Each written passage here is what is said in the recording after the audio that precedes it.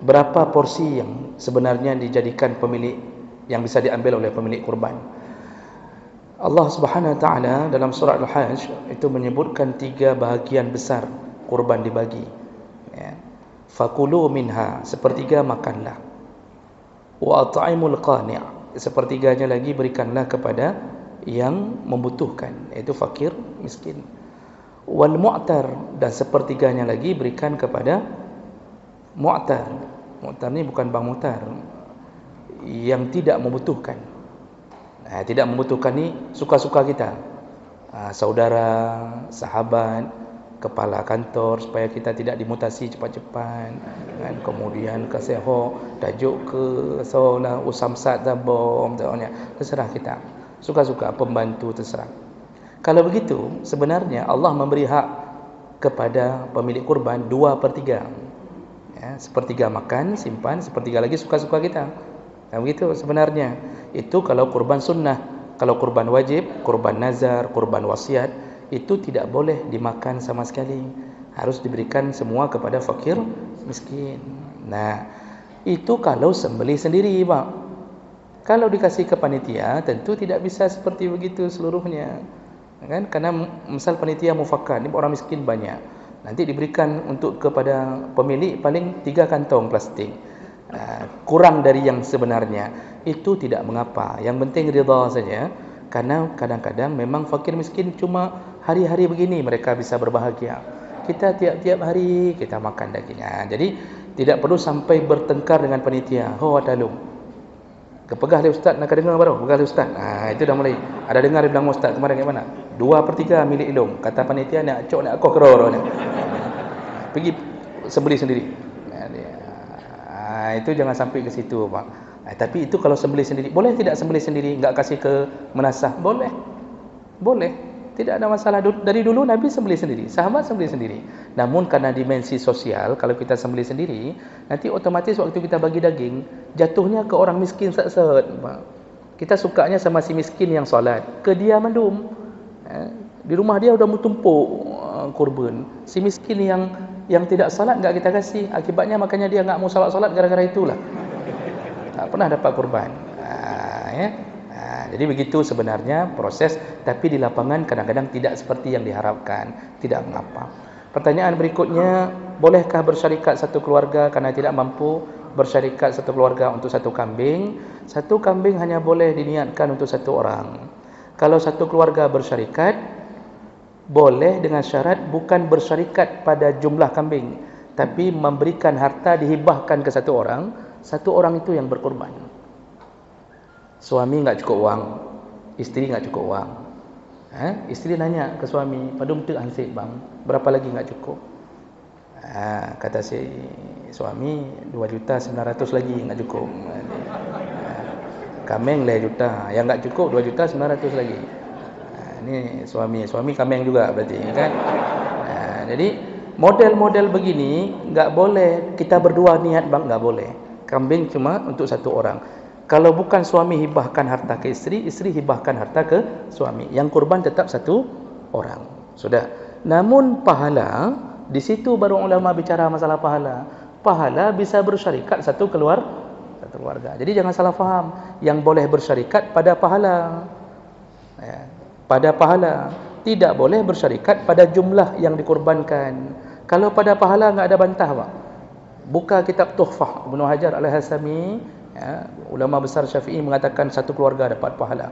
Imam Nawawi dalam Majmu' Syarah Muazzam, satu keluarga dapat pahala. Imam Ramli dalam Fatwa Ramli, satu keluarga dapat pahala. Dalilnya kuat-kuat semuanya. Pahala yang boleh bersyarikat. Jadi kalau kurban tetap satu orang satu niatnya. Jadi hanjut rame-rame. Kecuali pada sapi 7 orang. Kemudian pertanyaan berikutnya, yang kedua apa? Ketika sudah kita beli, Pak, ya?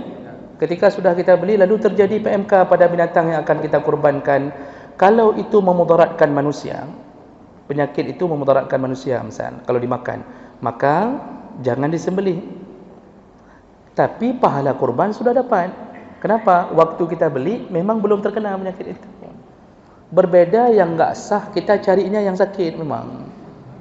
Jadi begitu si penjual mengatakan kambing lembu 15 juta, nyan na yang kedang PMK, necok keron 7 juta setengah. Jadi kita cari yang murah 7 juta setengah tapi kena PMK, itu enggak sah. Tapi kalau sudah kita beli, waktu kita beli sehat. Pulang ditabrak. Dia pincang, kita pun pincang. Sahkah kurban? Sah. Karena yang dilihat waktu kita beli cari yang sehat.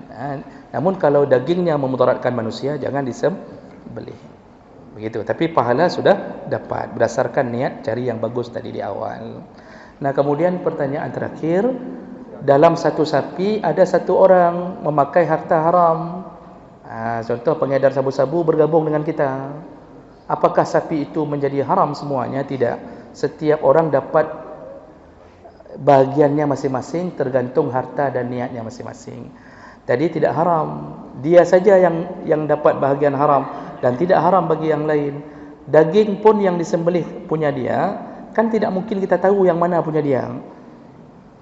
Kan enggak ditandai dengan spidolnya tadung, nyobelah no tadung, nyobelah no takah, enggak ditandai.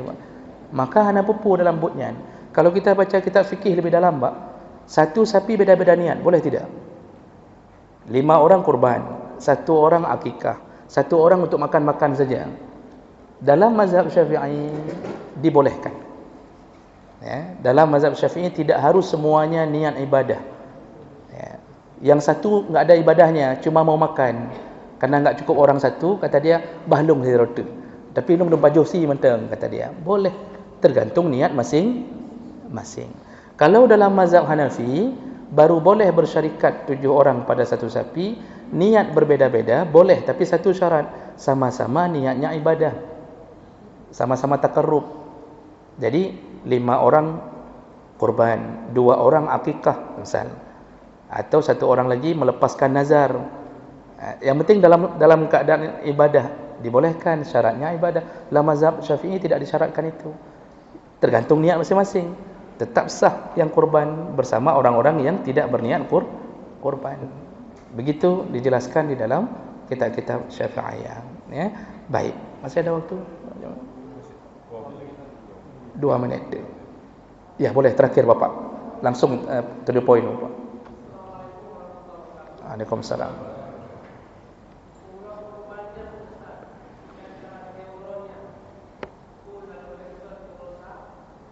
Baik.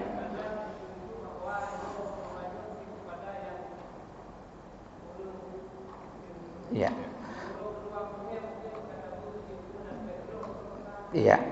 Mana hari yang terbaik untuk berkurban? Hari berkurban 4 hari disebut hari nahar. Nahrun itu batang leher. Nahrun, tempat diletakkan kalung, disebut hari nahar karena memotong batang leher unta. Maka disebut hari nahar. 10 Zulhijjah hari pertama, 11, 12, 13 disebut hari tasyriq. Kenapa disebut hari tasyriq?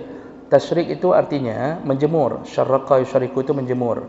Disebut hari tasyriq karena dulu tidak ada kulkas, sehingga orang-orang Arab setelah menyembelih di hari pertama, mereka menjemur daging supaya bisa dimakan di hari berikutnya, disebutlah hari tasyriq.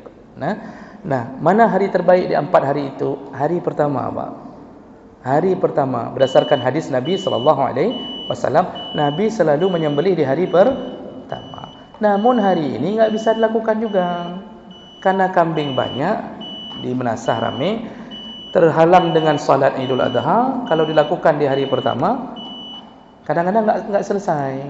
Maka diambil hari kedua. Tidak bermasalah. Ya, cuma kehilangan fadilah hari pertama aja. Tapi tidak mengurangi pahala kurban, dibolehkan. Baik, kira-kira begitu. Kita bertemu kembali insya-Allah mungkin minggu kedua, Pak.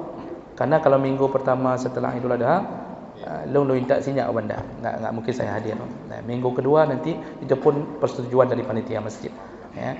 Baik, demikian. Subhanakallahumma bihamdik, asyhadu an la ilaha illa anta, astaghfiruka wa atubu ilaik. Wassalamualaikum warahmatullahi wabarakatuh.